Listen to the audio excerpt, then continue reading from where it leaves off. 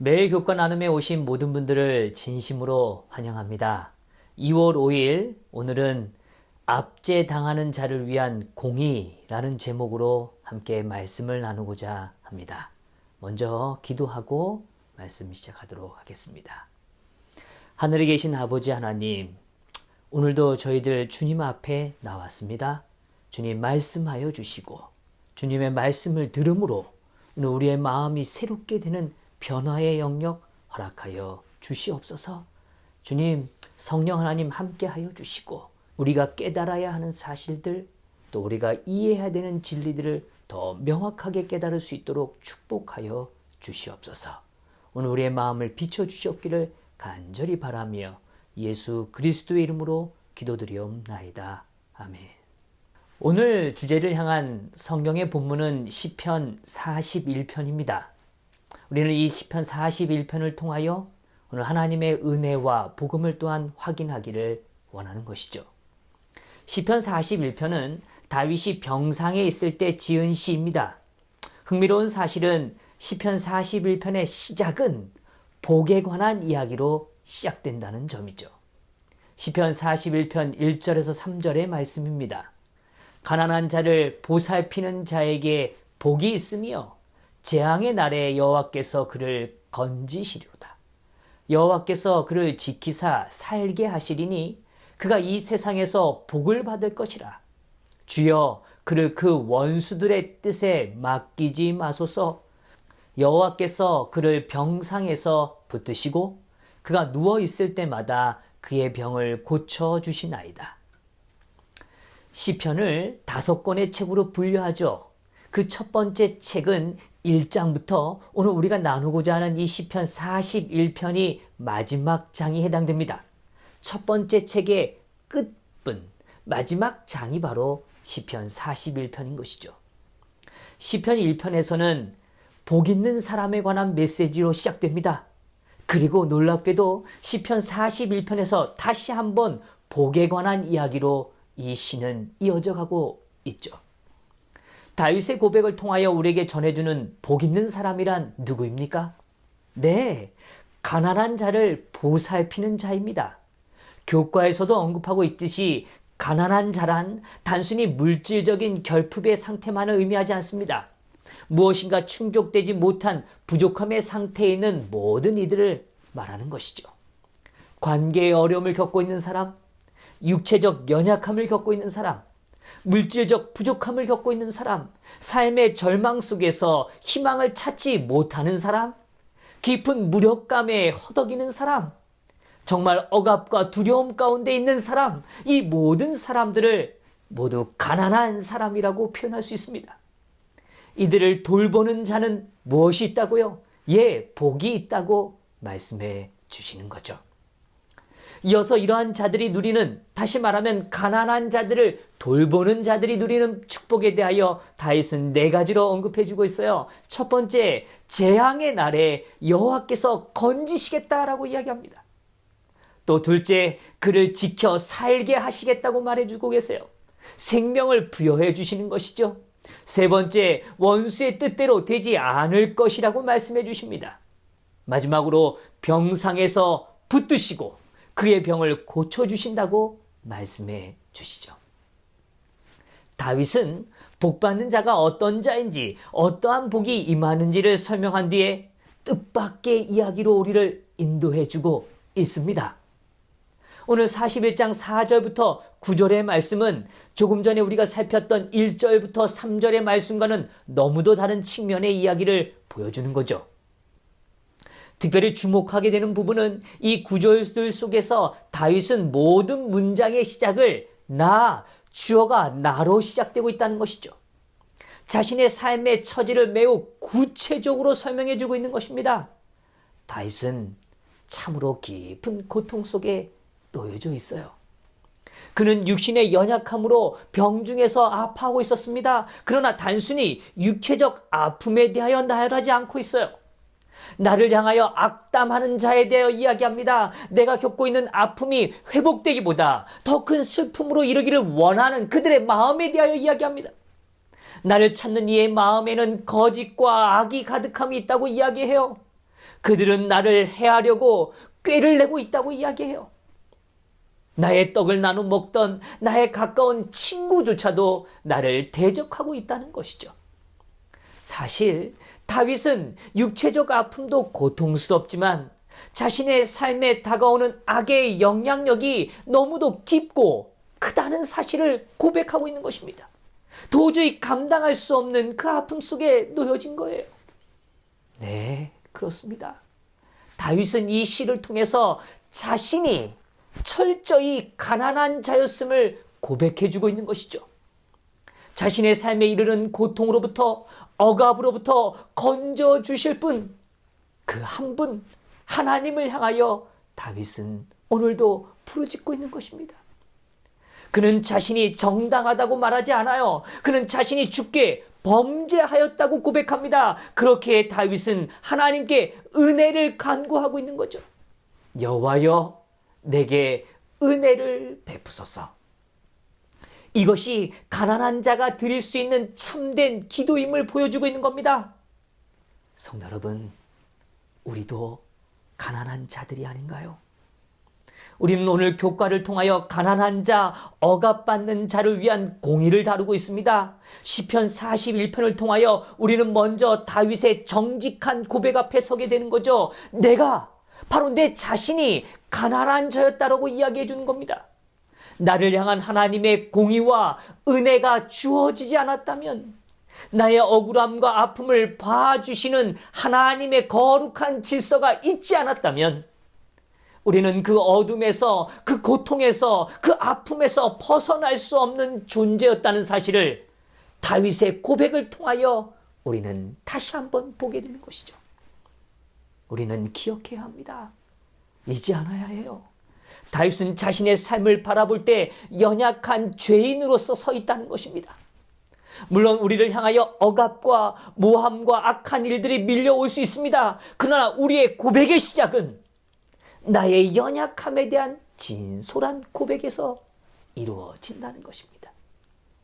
나의 가난함을 진실되게 알아야 한다는 거예요. 그때 주님은 우리에게 은혜를 베풀어 주시는 겁니다. 그리고 일으켜 세워주시는 거예요. 그리고 참다운 보응의 주인으로서 하나님을 바라보게 되는 것이죠. 성도 여러분, 하나님의 보응이라는 것이 무엇입니까? 그것은 바로 질서의 회복입니다. 하나님 나라의 온전한 질서가 회복되어지는 겁니다. 이 땅에서 우리를 통하여 그 하나님의 나라의 질서가 다시 완전하게 드러나는 거죠.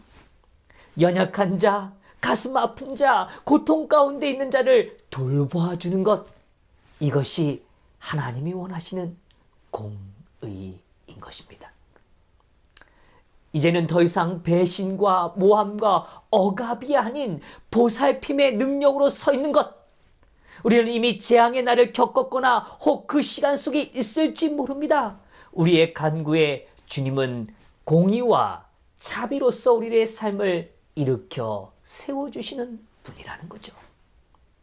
오늘 우리는 그 힘을 경험한 자로서 온전한 중에 붙드시는 주님의 능력으로 인하여 우리와 같은 가난한 삶으로 고통받는 이들을 향하여 나아가는 것입니다. 오늘 우리가 직면했던 억압들은 분명 역설적으로 하나님의 손길의 증거임을 보여주시는 거죠. 그 기쁨과 감사로 우리는 이 세상에 억압받는 자들을 향하여 하나님의 손길이 되어주는 것입니다. 서두에 말씀드린 것 같이 시편은 복 있는 삶에 대한 이야기로 시작됐어요. 시편 1편 1절에서 2절의 말씀입니다. 복 있는 사람은 악인들의 꾀를 따르지 아니하며 죄인들의 길에 서지 아니하며 오만한 자들의 자리에 앉지 아니하고 오직 여호와의 율법을 즐거워하여 그의 율법을 주야로 묵상하는도다. 네, 여기 복 있는 사람의 특징을 분명히 말해줬죠. 악인의 길을 따르지 않는 겁니다. 죄인들의 길에 서지 않는 겁니다. 오만한 자리에 앉지 않는 거예요. 오직 여호와의 율법을 주야로 즐거워하며 묵상하는 자입니다. 그런데 이 일권의 마지막 장인 41편에서는 오늘 우리에게 그 복 있는 사람에 대하여 다른 측면의 이야기를 보여주고 있는 겁니다.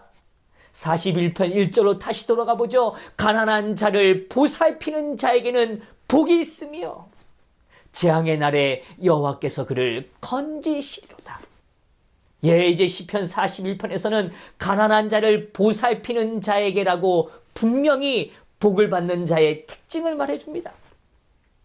사도 바울 역시 로마서 12장에서 우리가 드릴 영적 예배에 대하여 이야기해 주죠. 그리고 다음과 같은 말씀을 더해주고 있습니다. 로마서 12장 16절에 관하여 새 번역은 이렇게 말해주고 있습니다. 서로 한 마음이 되고 교만한 마음을 품지 말고 비천한 사람들과 함께 사귀고 스스로 지혜 있는 채 하지 마십시오. 가난한 자의 마음을 알아주는 삶, 그것이 한 마음이 되는 축복 아니겠습니까? 나는 너와 달라. 너는 그렇지 뭐. 쯧쯧쯧 혀를 내차며 그렇게 관망하면서 나아가서 그들의 삶에 대하여 당연한 듯이 바라보는 게 아니라, 이러한 교만의 마음이 아니라 나의 삶이었을지도 모를 나의 아픔이었거나 나의 아픔이고 있을 그런 마음을 말이죠. 그 고통의 시간을 겪는 이들을 찾아가 따뜻한 손을 내미는 그런 귀한 하루가 되기를 소망합니다. 하나님은 누구나 차별 없이 보살펴 주시는 참된 공의의 하나님이십니다. 이 일그러진 세상 가운데서 하나님의 능력이 차별 없이 비천한 삶일지라도 임하게 되기를 소망하는 것이죠. 오늘 우리 아픔 가운데, 오늘 그런 아픔 가운데 있는 이웃들을 향하여 나아가십시다. 고통 가운데 있는 우리의 가족들을 기억하고 찾아가십시다. 그들에게 다가가는 복된 삶이 되기를 간절히 소망하는 것이죠. 엘렌 화이트는 이 거룩함의 열매에 대하여 다음과 같이 말해주고 있어요. 그대는 거룩함에 이르는 열매를 맺어야 한다. 그때에 그대는 가난한 자, 아버지가 없는 자, 어머니가 없는 자, 그리고 환난을 당한 자를 옹호하는 데 이르게 될 것이다. 그대는 과부에게 공의를 베풀고 궁핍한 자를 도와줄 것이다. 그대는 정당하게 행하며 인자를 사랑하고 겸손히 하나님과 동행할 것이다. 네, 여기 말해주고 있죠. 거룩함의 열매가 무엇이라고요? 네, 그렇게 고통당하는 자들을 옹호하는 삶, 그들에게 공의를 베풀고 오늘 자신의 힘을 다하여 도와주는 삶, 그 삶이 거룩함의 열매라고 말해주고 계시는 겁니다. 공의는 모든 인류를 향하여 하나님의 보편적인 돌보심을 의미하는 거죠. 누구에게나 기회가 주는 겁니다. 누구에게나 하나님의 사랑이 주어져야 합니다. 누구에게나 변화의 능력이 주어져야 하는 거예요. 누구에게나 치유의 능력이 있어야 하는 겁니다. 당시에 천대받고 외면당했던 대상들을 옹호하는 일이 오늘 우리의 일이라고 말해주고 계시는 거죠. 오늘 우리의 삶과 우리의 가정과 우리의 교회에 오늘 이 아름다운 공의가 바래지게 되기를 간절히 바랍니다. 오늘 우리의 삶을 통하여 하나님은 그 일을 이루어가시기를 원하시는 거죠. 성경은 분명히 하나님은 불의를 용납하지 않으신다고 이야기하고 계세요. 궁핍함자나 억압받는 자가 하나님께 부르짖으면 하나님께서는 일어나서서 그 정의를 베풀어 주신다고 이야기합니다. 그래서 오늘 다시 우리는 기억절의 말씀으로 돌아가 보는 거죠. 시편 12편 5절입니다. 여호와의 말씀에 가련한 자들의 눌림과 궁핍한 자들의 탄식으로 말미암아 내가 이제 일어나 그를 그가 원하는 안전한 지대에 두리라 하시도다. 하나님께서 그렇게 우리의 삶을 위하여 일어나 주셨습니다. 이제 하나님의 마음이 머무는 자리에 오늘 우리의 마음도 함께하게 되기를 간절히 소망하며 말씀을 마치겠습니다. 함께 기도하시겠습니다. 하늘에 계신 아버지 하나님, 오늘 저희들에게 억압받는 자들을 향한 하늘의 공의를 보여주시니 감사합니다. 하나님의 거룩한 보혈로 그 대가를 지불하심으로 그들에게도 여전히 하늘의 능력과 축복이 임할 수 있다 선언하시는 하나님을 바라보게 하시니 감사합니다. 또한 그 능력으로 저희들의 삶을 회복시켜 주셨으니 감사합니다.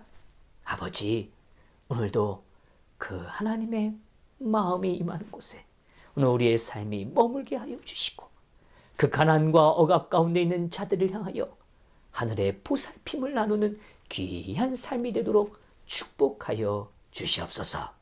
우리의 주변에 마음 아픈 자들을 바라보게 하시고 그들을 찾아가는 귀한 발걸음의 하루가 될 수 있도록 인도하여 주시옵기를 간절히 바라며 사랑 많으신 예수 그리스도의 이름으로 기도드리옵나이다. 아멘.